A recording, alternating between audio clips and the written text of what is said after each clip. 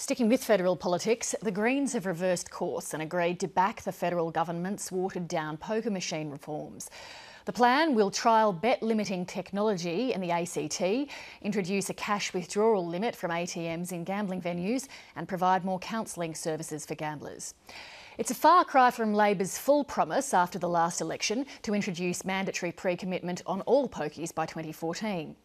The Greens had been holding out for a policy imposing maximum $1 bets, but they've now abandoned that push. With me in Canberra is the Greens spokesman for gambling, Senator Richard Di Natale. Senator, when the independent Andrew Wilkie announced that he would support this government legislation, you said Clubs Australia will be popping champagne bottles following Wilkie's announcement of support today, and that should tell you everything you need to know about the strength of the reform. So I guess the clubs can break out the champagne again today, given the Greens' capitulation. Well, there's a couple of things there, Lee. Firstly, I agree these are reforms that are a long way from where they need to be. We've been working very, very hard to get genuine reform around dollar bet limits to try and help the most vulnerable people.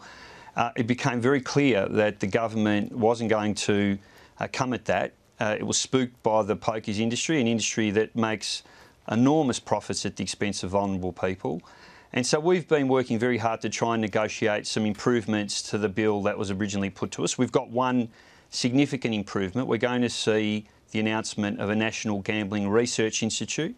That's a significant improvement to the legislation because what it means is we'll get the issue of problem gambling on the national agenda. It'll continue to be there. Surely it's on the national agenda. And they'll do some work on dollar bet.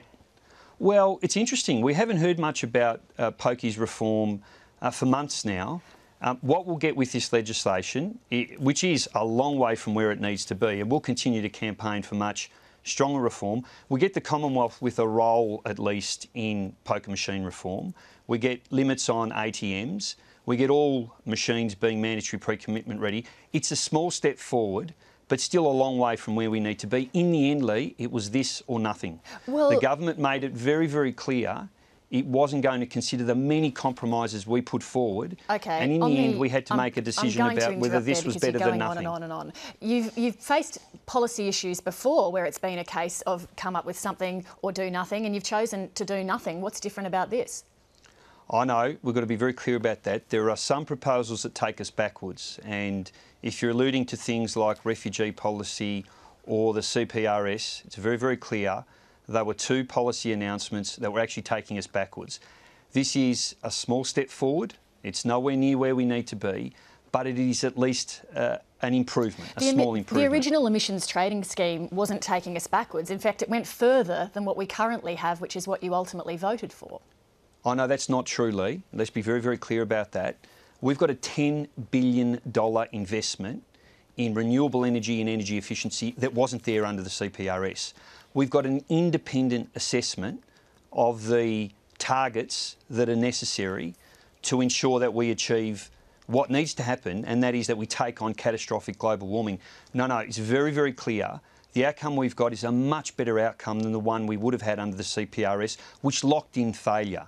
It was locking in very low targets that weren't going to take us where we needed to be. On this particular change, you said again when Andrew Wilkie decided he would support it that this government legislation doesn't achieve any meaningful reform. It won't make much of a difference for a problem gambler sitting at the machine. The things that you've announced make some difference around the edges. I'm just wondering why you've signed on to something that you think makes basically no difference to problem gamblers. Well, it doesn't make no difference, Lee. It makes a small difference. So let's be clear. We've got this National Gambling Research Institute, which we negotiated. Andrew Wilkie walked away from reform. He said he was going to bring down the government, and then he swung in right behind them. He had an opportunity to stick with those of us who were campaigning for genuine reform. He didn't do that. It was left to the Greens to mop up his mess. We've done that by ensuring that we get this research institute off the ground. And we've also got, I think, for the first time, the Commonwealth having a role in poker machine legislation, which is a good thing. The question I had to answer was, is it better to have nothing at this point in time? And it was very clear that the government wasn't prepared to go any further. Or do we at least accept some small Okay. incremental gain. On this question of the National Gambling Research Institute, we've had the Productivity Commission do some extensive research. There's research that's done all around the world. Institutions in Australia, charities, universities do research. Why on earth do we need more research? Surely we understand that gambling is a problem. Because the clubs ran a very deceptive and misleading campaign around things like dollar bet limits.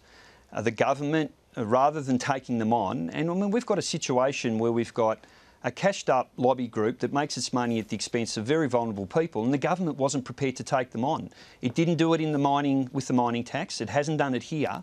And in the end, what we need to do is to get as much information as possible that's evidence-based, put it on the table, so that when we have the next crack at this reform, which the Greens will be leading, we'll be armed with the information that's necessary to try and get change happening. On this question of when it will next happen, the mandatory pre-commitment trial in the ACT is meant to start in February. It won't be ready by then, will it, given how late this is coming to the party, given all the things that will have to be put in place? There's every chance this won't be ready before the federal election and therefore it will never happen.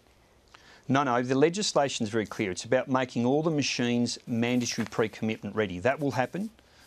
All by February? New poker machines by 2013, by the end of 2013, all new machines will be mandatory pre-commitment ready, and all existing machines will be mandatory pre-commitment ready by 2016. So by that point in time, we'll at least have the opportunity for individuals to set their bet limits. So that's a positive step forward. We'll have ATMs restrictions so that people can't keep taking huge amounts of cash out when they're at a poker machine venue. So those things are small step forwards, but I don't for a second concede that this is nothing, but it is a long way from where we need to be. Senator Richard Di Natale, thank you very much for making time to speak to us. Pleasure, Lee.